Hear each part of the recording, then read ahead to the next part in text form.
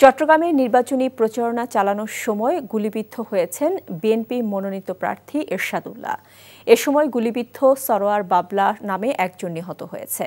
সন্ধ্যার দিকে নগরীর পাঁচলাইশ থানার হামজারবাগ এলাকায় এই ঘটনা ঘটে। এ ঘটনার তীব্র নিন্দা ও ক্ষোভ জানিয়েছেন দলের মহাসচিব মির্জা ফখরুল ইসলাম আলমগীর। দোষীদের দ্রুত আইনের আওতায় আনার দাবি জানিয়েছেন তিনি। চট্টগ্রাম থেকে আরিচ আহমেদের পাঠানো রিপোর্ট। ক্যামেরায় ছিলেন এনামুল হক। বুধবার বিকেলে পাঁচলাইশ থানার হামজারবাগ এলাকায় গণসংযোগে যান চট্টগ্রাম ৮ আসনের বিএনপি মনোনীত প্রার্থী এরশাদুল্লাহ। এ সময় দুর্বৃত্তরা খুব কাছ থেকে কয়েক রাউন্ড গুলি ছোড়ে। এতে গুলিবিদ্ধ হন প্রার্থী এরশাদুল্লাহ, সরোয়ার হোসেন ওরফে বাবলা এবং শান্ত নামের আরও একজন। তাদের একটি বেসরকারি হাসপাতালে নিয়ে গেলে মৃত্যু হয় সরোয়ার হোসেনের। পুলিশ বলছে, সন্ত্রাসী সাজ্জাদ হোসেন ওরফে ছোট সাজ্জাদের সঙ্গে আধিপত্য বিস্তারকে কেন্দ্র করে তার প্রতিপক্ষ সন্ত্রাসীরা সরোয়ার হোসেনকে গুলি করে। সরোয়ারের বিরুদ্ধে চাঁদাবাজি, অস্ত্র, হত্যাসহ 15টি মামলা রয়েছে বলেও জানায় পুলিশ।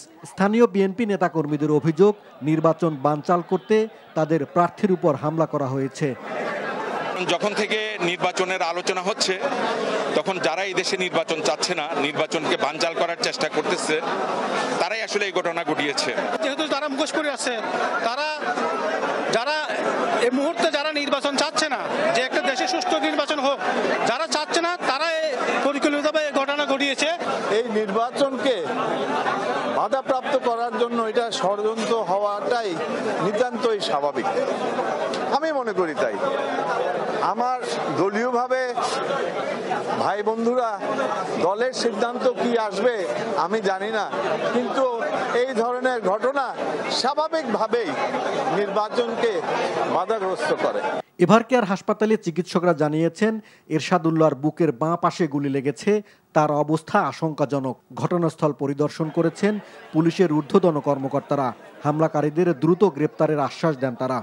সরোয়ার বাবলার ক্রিমিনাল রেকর্ড ছিল, তারও ক্রিমিনাল হিস্ট্রি ছিল, আর যারা করেছে তাদেরও এরা প্রতিপক্ষ ছিল। তো ধারণা করা হচ্ছে যে মূল টার্গেট ছিল সরোয়ার বাবলা।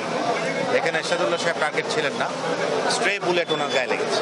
নির্বাচনের যে 3 মাস এখনো সময় আছে, এই সময়ে এরকম একটা ঘটনা যে একদম শুরুতেই এরকম একটা দুর্ঘটনা, এটা অবশ্যই আমাদের শুরুটা ভালো হলো না, এটা নিঃসন্দেহে বলা যায়। তবে এই ধরনের ঘটনা যাতে আর না ঘটে, সেজন্য কারেক্টিভ মেজার যা নেওয়ার আমরা নিব। এ ঘটনায় গভীর উদ্বেগ প্রকাশ করে তীব্র নিন্দা ও প্রতিবাদ জানিয়ে বিবৃতি দিয়েছেন বিএনপি মহাসচিব মির্জা ফখরুল ইসলাম আলমগীর। বিবৃতিতে বিএনপি মহাসচিব বলেন, আওয়ামী স্বৈরাচারী শাসক গোষ্ঠীর পতনের পর দুষ্কৃতিকারীরা আবারও মাথাচাড়া দিয়ে উঠেছে। তিনি সবাইকে ঐক্যবদ্ধ থাকার আহ্বান জানান। NTV news desk. দর্শক, এ বিষয়ে বিস্তারিত জানাতে আমাদের সাথে সরাসরি যোগ দিচ্ছেন সিনিয়র করেসপন্ডেন্ট আরিচ আহমেদ। আরিচ, হামলাকারীদেরকে কি চিহ্নিত করা গেছে, আর পুলিশ এবং বিএনপির পক্ষ থেকে কি বলা হচ্ছে? এরশাদুল্লাহর এই মুহূর্তে চট্টগ্রাম মহানগর বিএনপির আহ্বায়ক ও বিএনপির মনোনীত প্রার্থী এরশাদুল্লাহর অবস্থা শঙ্কামুক্ত, এমনটি জানিয়েছেন আমাদেরকে চিকিৎসকরা। আর চট্টগ্রামের পুলিশ কমিশনার একটু আগে আমাদেরকে সাংবাদিকদেরকে যেটা জানিয়েছেন, কারা এই ঘটনার সাথে জড়িত এবং তাদেরকে পুলিশ চিহ্নিত করেছে। কারণ এই এলাকাটা, পাঁচলাইশ এলাকাটা কয়েকটি গ্রুপের যেই আধিপত্য বিস্তারকে কেন্দ্র করে আসলে এই ঘটনাটা ঘটেছে, এবং এইখানে মূল টার্গেট যিনি সন্ত্রাসীদের গুলিতে নিহত হয়েছেন সরোয়ার বাবলা, তাকে আসলে টার্গেট করা হয়েছিল, এমনটিও জানিয়েছে পুলিশ।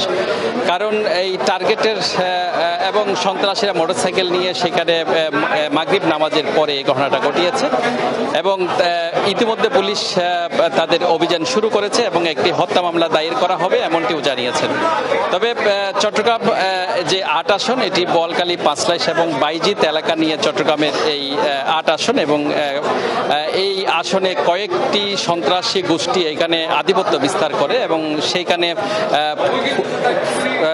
পুলিশ কমিশনার যেটা জানিয়েছেন, সাজ্জাদ সস্ত্রীক সে এখন জেলে আছেন এবং জেলে থেকে এই ঘটনার সাথে সম্পৃক্ততা আছে এমনটিও জানিয়েছেন এবং আরও কয়েকটি গ্রুপ আছে। এর আগে গত 30 মার্চ চট্টগ্রামের যে বাকলিয়ায় ডাবল মার্ডার হয়েছিল সেখানেও সরোয়ার একই ঘটনায় আক্রান্ত হয়েছিলেন এবং এর আগেও একাধিকবার সে তাকে সন্ত্রাসীরা তাড়া করেছিল। আপনি জানেন যে গত বছরের 8 আগস্ট সে জেল থেকে মুক্তি পেয়েছেন এবং সেও একজন সন্ত্রাসী এমনটি জানিয়েছেন পুলিশ। তো এই ঘটনার পরে আসলে যে এটি নির্বাচন প্রচারণাকে কেন্দ্র করে হয়েছে এমনটি অনেকেই প্রশাসন মানতে নারাজ। তবে আমাদেরকে পুলিশের পক্ষ থেকে যেটি জানানো হয়েছে যে নির্বাচনী প্রচারণা চলাকালে নতুন করে তাদেরকে যে নিরাপত্তা দেওয়া এটি পুলিশকে জানানো হলে তারা নিরাপত্তা দেবে। এছাড়া মহানগর বিএনপির পক্ষ থেকে যেটা বলা হয়েছে, আগামীকাল তারা প্রতিবাদ কর্মসূচি পালন করবে। আপনি দেখছেন যে চট্টগ্রামের এভারকেয়ার হাসপাতালে বিপুল পরিমাণ নেতাকর্মী সন্ধ্যার পর থেকে এখানে আসছেন এবং খোঁজখবর নিচ্ছেন। তবে অনেককে আসলে আইসিইউ বা অপারেশন থিয়েটার বা কেবিনে যেতে দেওয়া হচ্ছে না। তবে যারা এই মুহূর্তে যারা এখানে আছেন তারা সবাই আসলে একটা উদ্বিগ্নর মধ্যে সময় কাটাচ্ছেন। শাওনে ছিল এখানকার সর্বশেষ। জানছিলাম বিএনপির প্রার্থী গুলিবিদ্ধ হবার খবর।